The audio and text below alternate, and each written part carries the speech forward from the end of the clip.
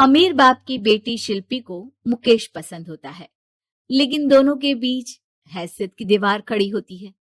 और फिर कहीं नौकरी कर लो ना, क्या हमेशा ये लोहे की सलाखों के पीछे भागते रहते हो? कितनी मेहनत करते हो। शिल्पी, नौकरी से कुछ नहीं होगा। तुम लोगों की हैसियत तक पहुंचना है तो अपना ही बिजनेस करना पड़ेगा, वरना तुम्हारे पापा किसी और से तुम्हारी शादी करवा देंगे। अच्छा, ऐसे किससे करवा देंगी? मैं तो तुमसे ही शादी करूंगी। बोल दिया तो बोल दिया, बस। मुकेश उस बेचारी को समझाता भी तो क्या। दुनिया के रीति रिवाजों से काफी दूर थी शिल्पी। भले ही बड़े बाप की बेटी, लेकिन सादगी इतनी कि क्या कहना। बेटा शिल्पी, कल तुमको देखने लड़के वाले आने वाले हैं, तैयार रहना।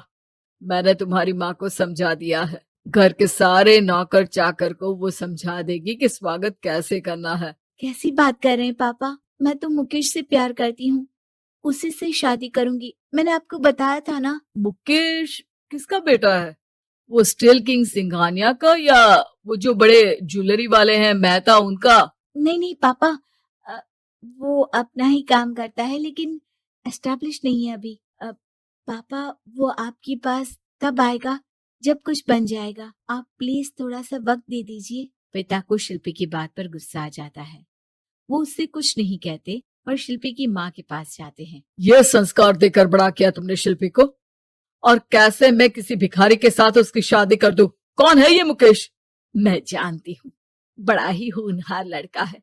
शिल्पी से बहुत प्यार करता है और शादी करना चाहता है। अरे ऐसे कैसे मैं किसी से भी अपनी बेटी की शादी कर दूं? कोई भी उठकर आए और कहे कि मैं शादी करना चाहता हूं तो मैं शादी कर दूं? कान खोल कर सुन लो, कल उसे अच्छे से तैयार कर देना, क्योंकि जो लड़का मैंने देखा है शिल्पी के लिए, वो करोड़पति घर का बेटा है, समझी?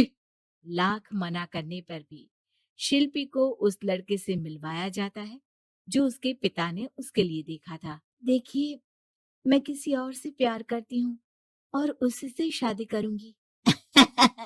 ये तो बहुत अच्छी बात है कि तुम किसी और से प्यार करती हो, क्योंकि मैं भी किसी और से प्यार करता हूँ। लेकिन शादी तो हम दोनों को ही करनी होगी, जानती हो ना, ये बिजनेस और ये सारा कुछ।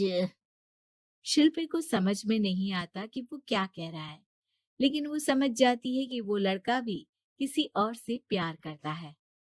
पिताजी, वो भी कह रहा था कि वो किसी और से प्यार करता है। हाँ तो करने दो ना, हमने तो नहीं रोका। तुम अपना देखो, शादी के लिए हाँ कर गया है वो। लेकिन क्यों? अरे वो और मैं दोनों ही एक दूसरे से प्यार नहीं करते, फिर शादी क्यों कर ले? पापा, एक बार सिर्फ मेरे कहने पर आप मुकेश से मिल ले। पिता शिल्पी के कहने पर फॉर्मेलिटी के लिए ही सही, लेकिन मुकेश को घर बुला लेते हैं। देखो, ज्यादा वक्त नहीं दे पाऊंगा। ये बताओ कि शादी के बाद कहाँ रखोगे उसे? 2 कमरे के मकान में? नहीं सर, मैंने 2 साल के बाद का सारा प्लान कर लिया है। मैंने आयरन इंडस्ट्री खड़ी करने के लिए पूरा ब्लूप्रिंट तैयार किया है। मेरी खुद की जगह है दादाजी की। बस थोड़ा फंड का अरेंजमेंट हो जाता तो काम शुरू कर देता। अच्छा, मतलब तुम यहाँ फंड रेज करने आए हो? मुकेश समझ जाता है कि उसके पिता शिल्पी की शादी उससे कराने के मूड में नहीं है। फंड आप कभी दे भी नहीं पाएंगे मुझे। मुझे तो सिर्फ शिल्पी चाहिए। मैं उसके बिना नहीं रह सकता सर। मैं उसे बहुत खुश रखूंगा। वो तो हर पति का धर्म होता है। वो तो मैं किसी से भी उसकी शादी करा दूं, वो उसे खुशी रखेगा। लेकिन देखो, मैं ज्यादा बात को घुमाना नहीं चाहता। वो बड़े घर की लड़की है, उसे काम काज की आदत नहीं। अभी वो समझ नहीं रही, लेकिन तुम तो समझो। मैं किसी भी हालत में शिल्पी की शादी तुमसे नहीं करवा सकता। मुकेश पिता से लाख मन्नतें करता है, लेकिन वो नहीं मानते। शिल्पी की शादी उस अमीर लड़के से हो जाती है। शादी के बाद क्या हम लोग मेरी माँ के घर चले? मुझे उन लोगों की बहुत याद आ रही है। हाँ हाँ, जाओ जाओ। वैसे भी आज मैं अपनी गर्लफ्रेंड के साथ मसूरी जा रहा हूँ, तुम जा सकती हो। कैसी बात कर रहे हैं? अब हम लोगों की शादी हो गई है, आप कैसे किसी और लड़की के साथ जा सकते हैं?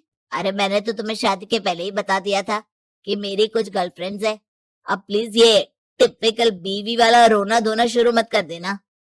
शिल्पी पिता के घर जाती है और माता पिता को सारी बात बता देती है। इतना गंदा इंसान निकलेगा, मैंने तो सोचा ही नहीं था। अरे क्यों कराई मेरी फूल जैसी बेटी की शादी ऐसे घर में। और तो क्या हो गया, शुरू शुरू में हर घर में ऐसा होता है, धीरे धीरे ठीक हो जाएगा। और वैसे भी उन लोगों के साथ हम लोगों की एक बड़ी डील फाइनल हुई है, समझी। उन लोगों से रिश्ता बनाकर रखो, तभी पैसों की बारिश होगी।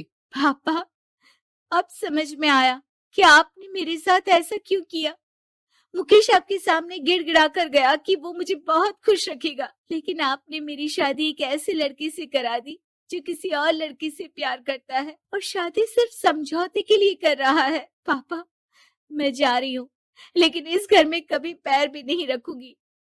आपने मुझे सामान की तरह इस्तेमाल किया। माँ शिल्पी को बहुत रोकती है, लेकिन वो एक नहीं सुनती। कुछ समय बाद, शिल्पी, मुझे नहीं लग रहा कि अब हम दोनों के बीच ये शादी और रह पाएगी। मैं किसी और से शादी करना चाहता हूँ।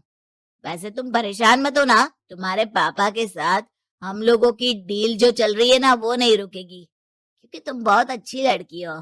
ठीक है, मैं जा रही हूँ, तलाक के पेपर में साइन करके। लेकिन एक शर्त है, मैं कहाँ गई ये बात मेरे पिता तक नहीं पहुंचनी चाहिए। शिल्पी घर छोड़कर चली जाती है। वो एक नौकरी करती है और अपना जीवन खुद संभालती है। लेकिन एक दिन, शिल्पी जी, आपसे मालिक मिलना चाहते हैं। अब मुझसे क्यों? शिल्पी मालिक के कमरे में जाती है, जहां सामने मुकेश होता है। अरे आप, आपको देखकर बहुत खुशी हुई, बहुत बड़े आदमी बन गए। थैंक्स, पर तुम्हें नौकरी करने की क्या जरूरत पड़ गई। मैंने तो सोचा भी नहीं था कि तुम मेरी शिल्पी होगी। तभी वहां शिल्पी के पिता आ जाते हैं। शिल्पी, तुम्हारे बारे में माँ से पता चला। घर चलो बेटा, मुझे माफ कर दो। मुकेश, मैं यहाँ अपनी कंपनी के काम के लिए आया हूँ। तुम्हारी कंपनी की डील अगर हमें नहीं मिली तो हम बर्बाद हो जाएंगे। वैसे अब तुम चाहो तो शिल्पी की शादी मैं तुमसे कराने को तैयार हूँ। बस करिए पापा, ये क्या सौदा लगा रखा है आपने। जिस कंपनी से आपकी डील हो, अपनी बेटी की शादी उसी के घर करा देते हैं। शिल्पी मुकेश से माफी मांगती है और वहां से जाने लगती है कि मुकेश उसे रोक लेता है। रुको शिल्पी, ये सब कुछ तुम्हारे लिए है। ये कंपनी, ये नाम सिर्फ तुमसे शादी करने के लिए ही खड़ा किया था। मैं आज भी तुमसे बहुत प्यार करता हूँ।